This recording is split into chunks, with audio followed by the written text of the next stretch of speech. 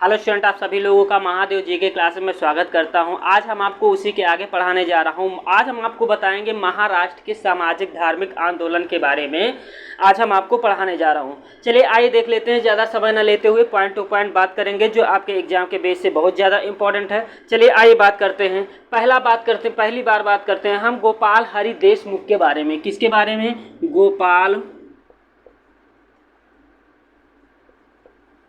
गोपाल हरि देशमुख।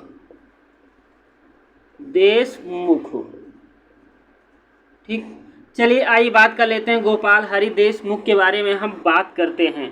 ठीक, गोपाल हरि देशमुख को इनकी प्रसिद्धि मिली थी, इन्हें लोकहितवादी के नाम से सबसे ज़्यादा जाना गया। महाराष्ट्र में समाज सुधार आंदोलन की जो शुरुआत थी गोपाल हरि देशमुख ने किया था। गोपाल हरि देशमुख ने अपना एक साप्ताहिक पत्र निकाला था जिसका नाम था प्रभाकर। इस प्रभाकर के माध्यम से गोपाल हरि देशमुख ने अपने समाज सुधार आंदोलन का प्रचार प्रसार किया था। ठीक, इसी में गोपाल हरि देशमुख ने एक शतपत्रे नामक एक पत्र प्रकाशित किया था। ये था क्या? ये सामाजिक एवं राजनीतिक समस्याओं पर लिखे गए लेख को शतपत्रे के नाम से जाना गया। ठीक, आइए बात कर लेते हैं गोपाल हरि देशमुख के कुछ और मुख्य पॉइंटों के बारे में। 1878 में गोपाल हरि देशमुख ने गीता तत्व और सुभाषित का प्रकाशन किया था। गोपाल हरि देशमुख ने ये चाहते थे कि महाराष्ट्र के अंदर जो जाति पाति है, भेदभाव है, इसके विरुद्ध इन्होंने जाति भेद नामक एक पुस्तक लिखी थी। उस पुस्तक के माध्यम से गोपाल हरि देशमुख ने महाराष्ट्र के अंदर समाज के सुधार और धार्मिक आंदोलन के बारे में उसमें बताया गया है। गोपाल हरि देशमुख के बारे में आपके एग्जाम के बेस से कुछ महत्वपूर्ण पॉइंट हैं। आइए हम उनको नोट भी करते चलते हैं और आपको समझाते भी चलते हैं। ठीक, पहला क्वेश्चन आपसे ये पूछा जाएगा कि लोकहितवादी के नाम से किसे जाना जाता है। क्वेश्चन पूछा जाएगा लोकहितवादी के नाम से, लोकहितवादी के नाम से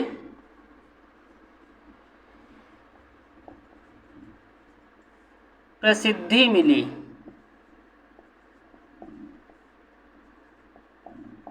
ठीक, लोकहितवादी के नाम से इनको प्रसिद्धि मिली थी। ठीक है, चलिए आइए बात कर लेते हैं। हमारा अगला पॉइंट क्या कह रहा है? अगला पॉइंट हमारा ये कह रहा है कि महाराष्ट्र में समाज सुधार आंदोलन की शुरुआत किसने किया था? गोपाल हरि देशमुख ने। ठीक है, महाराष्ट्र में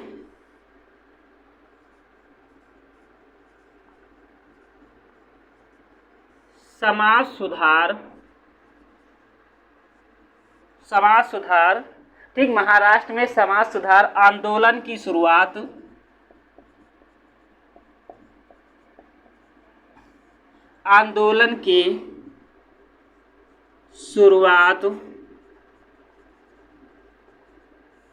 गोपाल हरि देशमुख ने किया था। गोपाल हरि देशमुख ने किया। ठीक, समझ गए होंगे।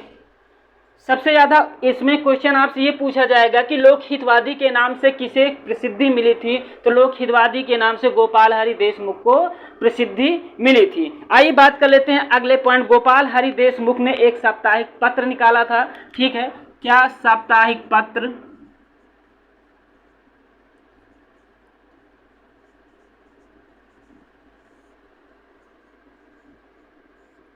जिसका नाम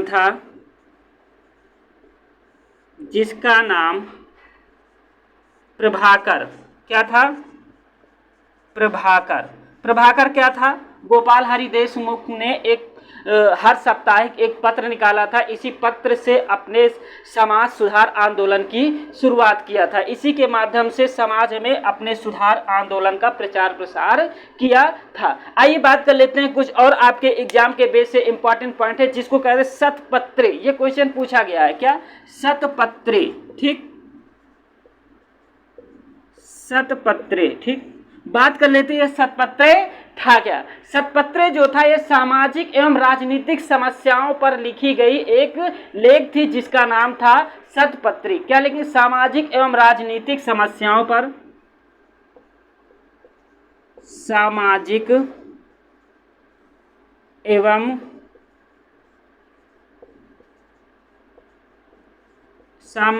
एवं राजनीतिक, ठीक, सामाजिक एवं राजनीतिक समस्याओं पर, ठीक, समस्याओं पर लिखी गई लेख को शतपत्रे के नाम से जाना जाता है, ठीक। चलिए आइए बात कर लेते हैं कुछ और आपके एग्जाम के बेस से महत्वपूर्ण पॉइंटों के बारे में।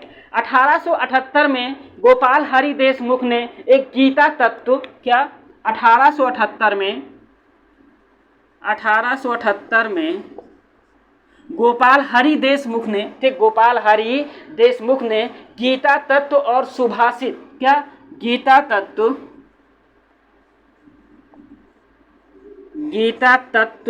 ठीक, प्लस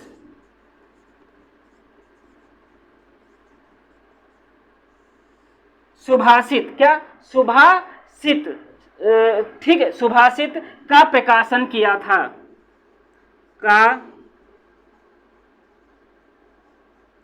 का प्रकाशन किया था, ठीक। आइए बात कर लेते हैं, ठीक। गोपाल हरि देशमुख का जो प्रसार करने का महाराष्ट्र के अंदर एक इनका उद्देश्य था। ये चाहते थे कि महाराष्ट्र के अंदर जाति पाति के भेदभाव को दूर किया जाए। उसी के जाति पाति के भेदभाव को दूर करने के लिए गोपाल हरि देशमुख ने जाति भेद नामक एक पुस्तक लिखी थी, ठीक है। चलिए बात करते हैं जाति पात को दूर करने के लिए,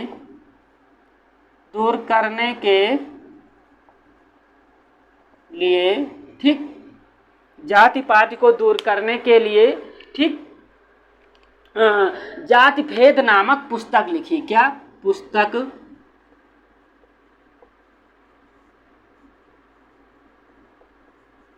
जाति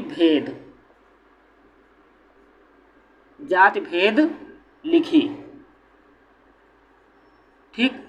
समझ गए होंगे कि गोपाल हरि देशमुख के मुख से इतने क्वेश्चन आपके एग्जाम में बनेंगे। पहला क्वेश्चन आपका बनेगा कि लोकहितवादी के नाम से किसको प्रसिद्धि मिली थी? गोपाल हरि देशमुख को मिली थी। महाराष्ट्र में समाज सुधार आंदोलन की शुरुआत करने वाले कौन थे? गोपाल हरि देशमुख थे। गोपाल हरि देशमुख ने एक अपना साप्ताहिक पत्र निकाला था, जिसका नाम क्या था? प्रभाकर था। शतपत्रे, गोपाल हरि देशमुख ने शतपत्रे, ठीक, लिखी। इसमें इन्होंने ये बताया कि सामाजिक एवं राजनीतिक समस्याओं पर लिखी गई लेख को जाति पत्रे के नाम से जाना जाता है। 1878 में गोपाल हरि देशमुख ने गीता तत्व, ठीक, गीता तत्व और सुभाषित, ठीक, सुभाषित का प्रकाशन भी गोपाल हरि देशमुख ने किया था। और इनका जो प्रमुख उद्देश्य था महाराष्ट्र के अंदर जाति पाति को दूर करना। इसी जाति पाति को दूर करने के लिए गोपाल हरि देशमुख ने एक पुस्तक लिखी थी, जिस पुस्तक का नाम था जाति भेद, ठीक, क्या नाम था? जाति भेद, ठीक। ये आपके एग्जाम के बेस से गोपाल हरि देशमुख के कुछ महत्वपूर्ण पॉइंट थे, जो आपको नोट भी करते चलना है साथ में, और एग्जाम के बेस में एग्जाम के समय हमें इसको याद भी रखना है। चलिए आइए बात कर लेते हैं अगले कुछ महत्वपूर्ण पॉइंटों के बारे में।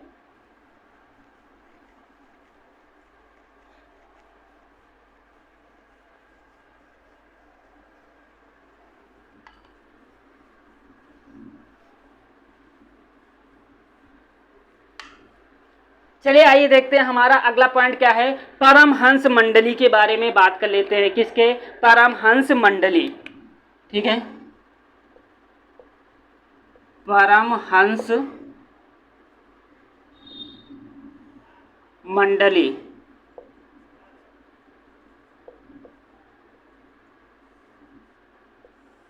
किसके बारे में बात करेंगे? परमहंस मंडली के बारे में बात करते हैं।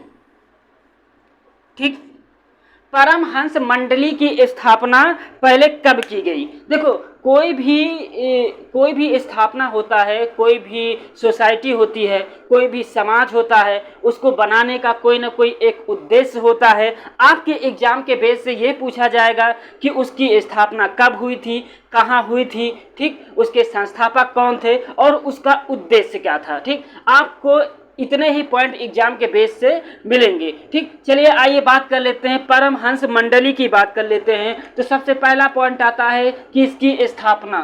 ठीक, क्या आता है? स्थापना की बात करते हैं। परमहंस मंडली की स्थापना जो हुई थी 1849 और 50 के बीच में हुई थी। 1849 और 50 के बीच में हुई थी।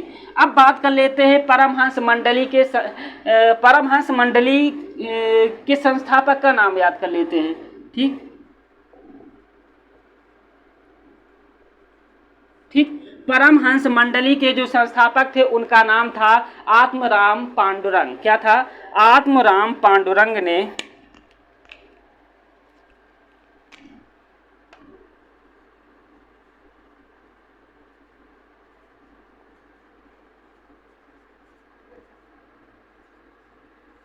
ठीक, परमहंस मंडली के संस्थापक आत्माराम पांडुरंग ने बालकृष्ण जयकर और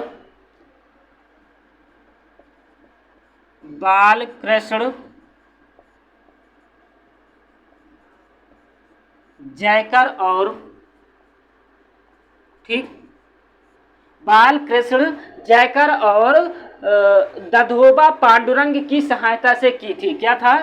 दधोबा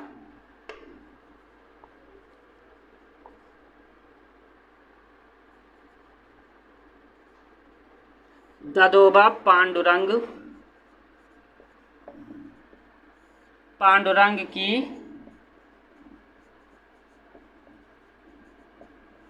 सहायता से परमहंस मंडली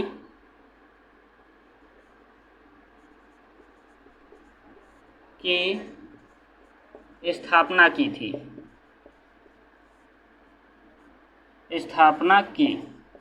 ठीक, अब बात कर लेते हैं परमहंस मंडली के स्थापना करने का उद्देश्य क्या था। ठीक, और कहाँ पे किया था? ठीक, स्थान बम्बई। ठीक, हमने आपको ये बताया कि परमहंस मंडली की स्थापना कब हुई थी? 1849-50 में हुआ था। परमहंस मंडली कहाँ पे स्थापित किया गया था?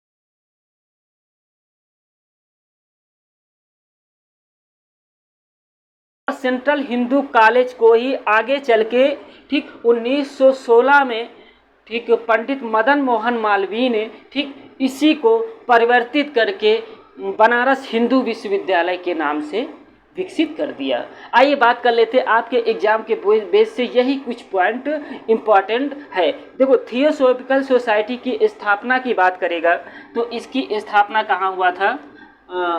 न्यूयॉर्क में हुआ था। ठीक, स्थापना ठीक, थियोसॉफिकल सोसाइटी की स्थापना 1875 में कहाँ हुआ था? न्यूयॉर्क। ठीक, न्यूयॉर्क में हुआ था। ठीक, बात कर लेते हैं इसके संस्थापक। ठीक,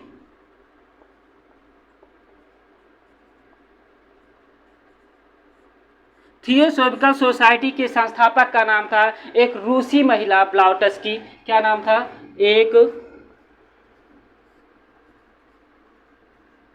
एक रूसी महिला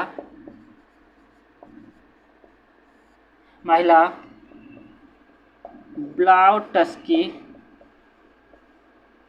ठीक, एक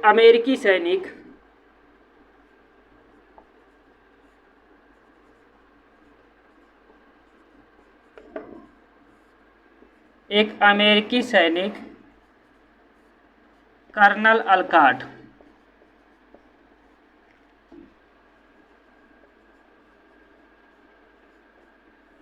अलकाट। ठीक, इन दोनों ने मिल करके थियोसॉफिकल सोसाइटी की स्थापना किया था। इसका उद्देश्य था कि एजुकेशन, शिक्षा को बढ़ावा देना। ठीक, आइए बात कर लेते हैं भारत में थियोसॉफिकल सोसाइटी का जो प्रचार प्रसार किया वो एनी बेसेंट ने किया। बात करते हैं इसकी कि भारत में 1842 में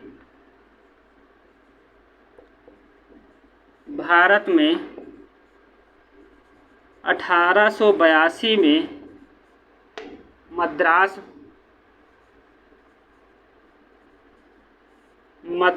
के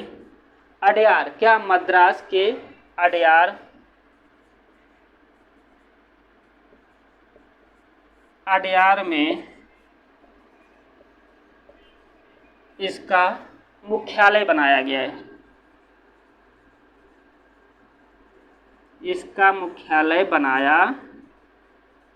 बनाया गया। ठीक, आइए बात कर लेते हैं थियोसॉफिकल सोसाइटी का प्रचार प्रसार का कार्य ठीक एनी बेसेंट को सौंपा गया। ठीक, किसको? भारत में प्रचार प्रसार का जिम्मा एनी बेसेंट को सौंपा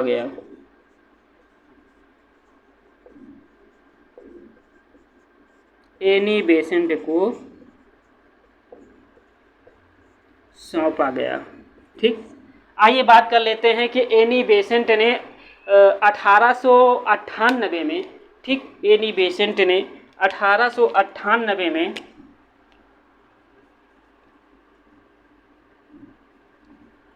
एनी बेसेंट ने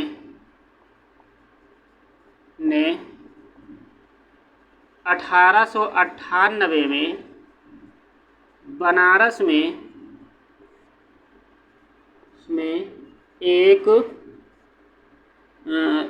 एक सेंट्रल हिंदू ठीक सेंट्रल हिंदू कॉलेज की स्थापना की।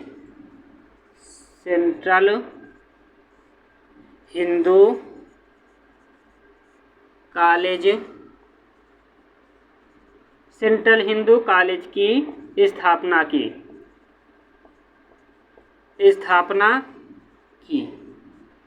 इसी सेंट्रल हिंदू कॉलेज को 1916 में पंडित मदन मोहन मालवीय ने बनारस हिंदू विश्वविद्यालय के रूप में विकसित किया। ठीक है, बाद में 1916 में पंडित मदन मोहन मालवीय ने, पंडित मदन मोहन मालवीय ने बनारस हिंदू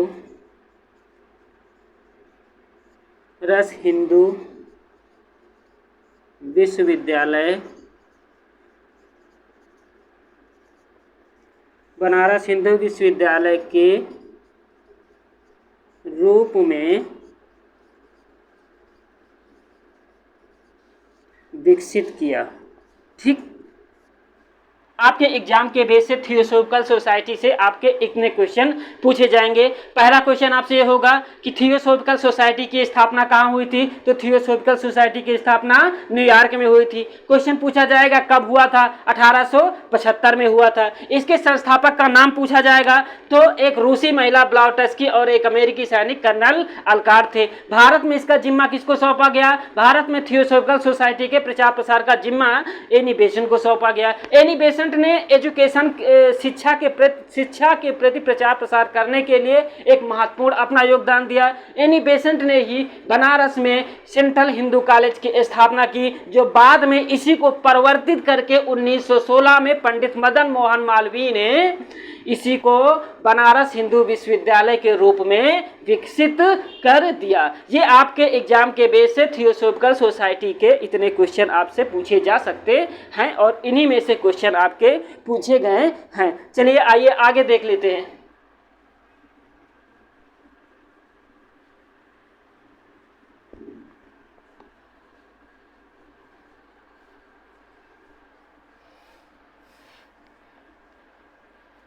ठीक, चलिए आइए बात कर लेते हैं आगे।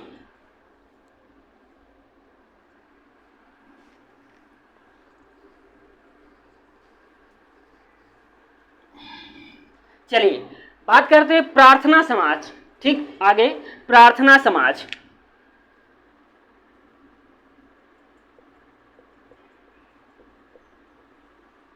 प्रार्थना समाज,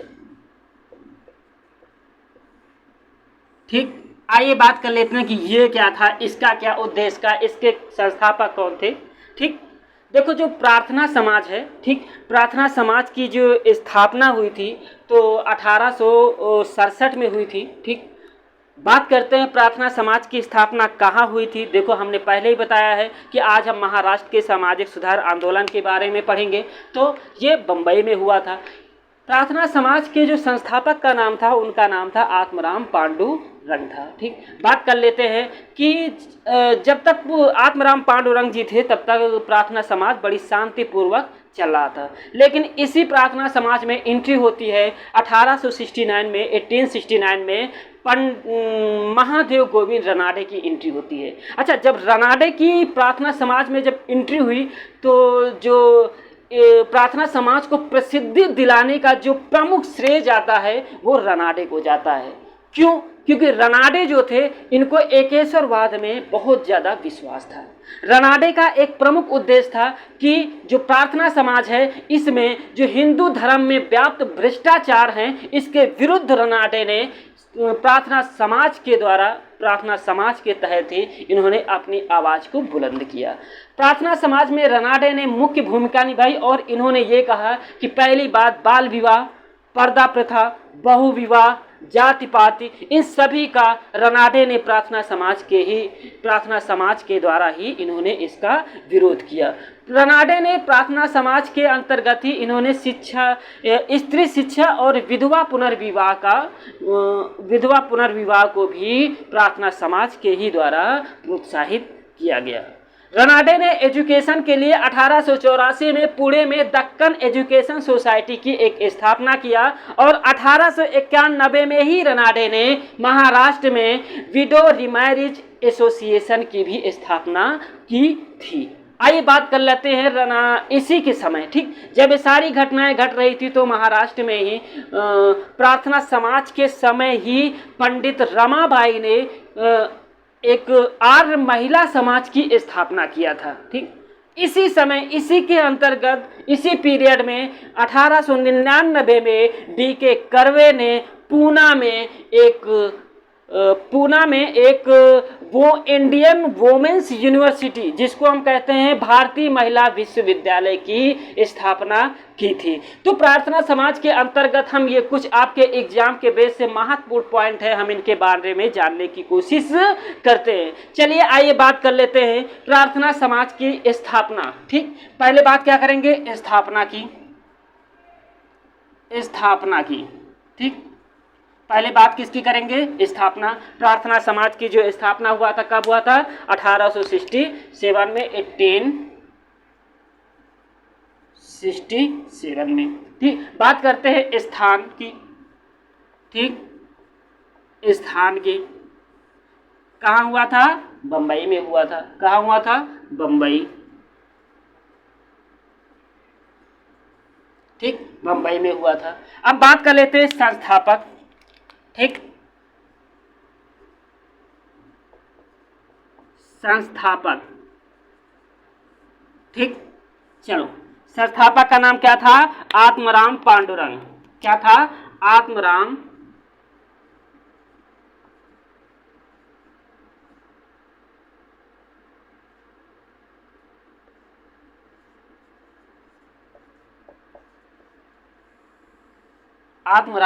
पांडुरंग था। ठीक, अब बात कर लेते हैं इसी के कुछ महत्वपूर्ण पॉइंटों के बारे में। ठीक, चलिए आइए देखते हैं।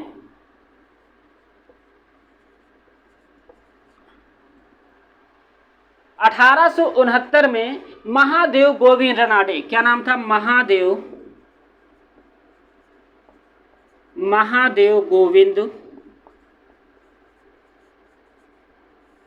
गोविंद रनाडे।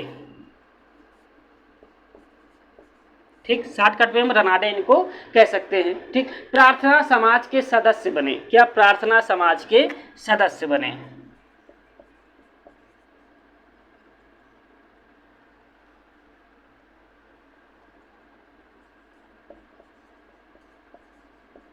प्रार्थना समाज के सदस्य बने। प्रार्थना समाज के सदस्य बने। ठीक, सदस्य बनने के बाद, ठीक, प्रार्थना समाज को प्रसिद्धि दिलाने का कार्य किसने किया, रनाडे ने किया। प्रार्थना समाज को बुलंदियों पर ले जाने का कार्य किसने किया, रनाडे ने किया। क्यों, क्योंकि इनको एकेश्वरवाद में गहरा विश्वास था। ठीक, रनाडे का उद्देश्य क्या था। ठीक,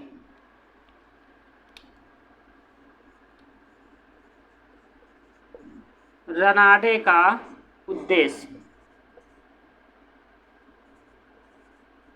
ठीक, देखो, रनाडे का जो उद्देश्य था कि हिंदू धर्म में व्याप्त भ्रष्टाचार को दूर करना।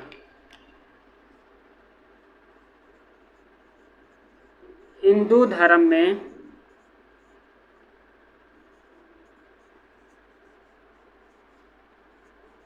व्याप्त भ्रष्टाचार को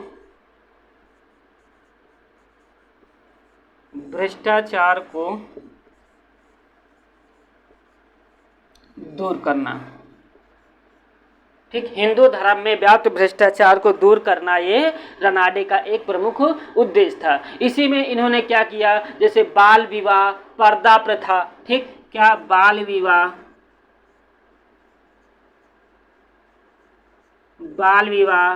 पर्दा प्रथा। ठीक, बाल विवाह हो गया, पर्दा प्रथा हो गया, जाति पाति हो गया, जाति पाति। ठीक, और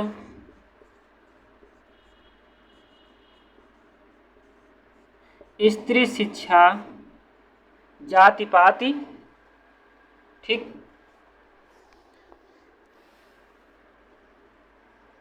का विरोध किया।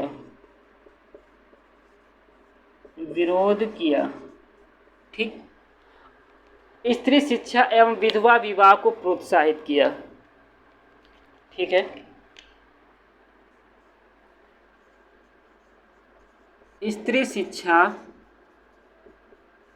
एवं विधवा विवाह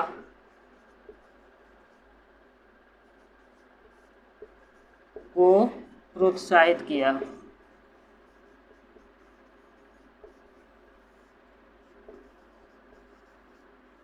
ठीक, प्रोत्साहित किया। आइए बात कर लेते हैं आगे। रनाडे ने पुणे में, ठीक, रनाडे ने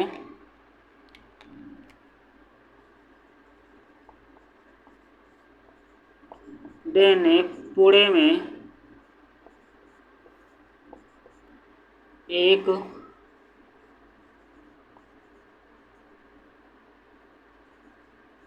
दक्कन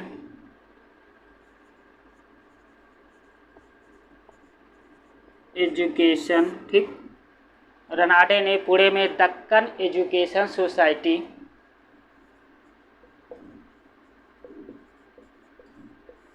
सोसाइटी की स्थापना की। ठीक, रनाडे ने पुणे में एक दक्कन एजुकेशन सोसाइटी की स्थापना की तथा 1891 में, ठीक, और ये कब किया था? 1884 में।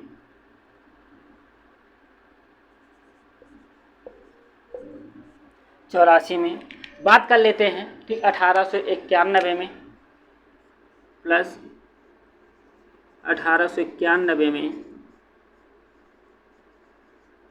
महाराष्ट्र में ही, ठीक, महाराष्ट्र में ही रनाडे ने, ठीक, विडो रीमैरिज एसोसिएशन की स्थापना की।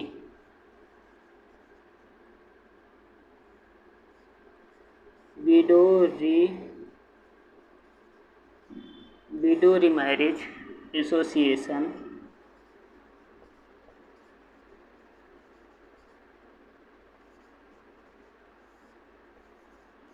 की स्थापना की। ठीक,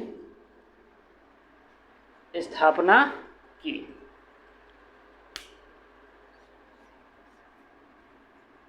एसोसिएशन की स्थापना की।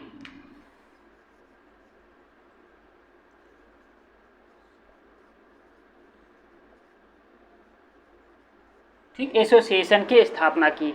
इसी समय, ठीक, इसी समय, ठीक है, पॉइंट टू पॉइंट लिख लेते हैं। 1899 में, ठीक, डी.के. कर्वे ने पूना में, ठीक है, 18 कुछ पॉइंट छूटने ना पाए भाई। इसी में प्रार्थना समाज के समय ही पंडित रमाबाई ने आर्य महिला समाज की स्थापना की। ठीक है, पंडित रमाबाई ने आर्य महिला समाज की स्थापना की। ठीक, आज बात कर लेते हैं इसी में एक और पॉइंट की। ठीक है, 1899 में डी.के. कर्वे ने पूना में विडो होम की स्थापना की। क्या? 1899 में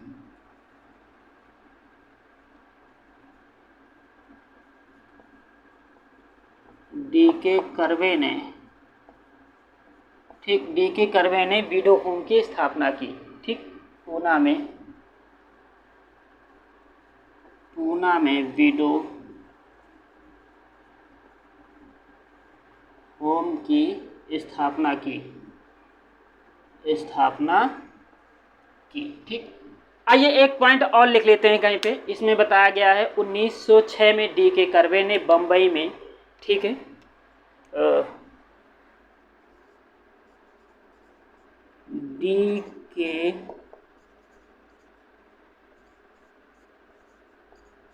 डी.के. कर्वे ने बम्बई में, ठीक है, बम्बई में एक, ठीक, बम्बई में एक इंडियन वुमेन यूनिवर्सिटी,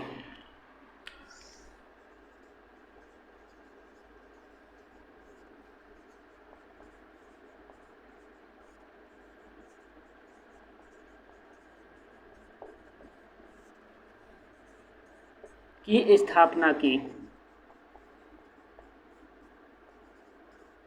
चलिए आइए बात कर लेते हैं प्रार्थना समाज के समय में कौन कौन सी घटनाएं घटी। देखो, प्रार्थना समाज की स्थापना 1867 में ठीक बम्बई में हुआ था। इसके संस्थापक जो थे उसका नाम था आत्माराम पांडुरंग था। बात कर लेते हैं कि बम्बई में ये पहले प्रार्थना समाज सही तरीके से चल रहा था, लेकिन इसी बम्बई प्रार्थना समाज में एंट्री होती है 1869 को महादेव गोविंद रनाडे की। ठीक, प्रार्थना समाज को वो अपने शीर्ष पर पहुंचाने का कार्य, प्रसिद्धि दिलाने का कार्य जो था महादेव गोविंद रनाडे ने किया था। महादेव गोविंद रनाडे का जो उद्देश्य था, इन्होंने ये किया था कि हिंदू धर्म में जो व्याप्त भ्रष्टाचार है इसको दूर करने का प्रयास किया। बाल विवाह, पर्दा प्रथा, बहुविवाह, जात प्रथा, इन सबको समाप्त करने का भी रनाडे ने कार्य किया। रनाडे का उद्देश्य था कि स्त्री शिक्षा और विधवा पुनर्विवाह को भी इसी के साथ प्रोत्साहित किया जाए, और इसीलिए रनाडे ने 1884 में दक्कन एजुकेशन सोसाइटी की एक स्थापना किया था। ये कुछ पॉइंट है आपके एग्जाम के बेस से प्रार्थना समाज के अंतर्गत जो पूछे जाते हैं, एग्जाम में आपके पूछे जाने की संभावना है। Thank you. लाइक करिएगा, शेयर करिएगा, सब्सक्राइब करिएगा, कमेंट करना मत भूलिएगा। ठीक है, थैंक यू।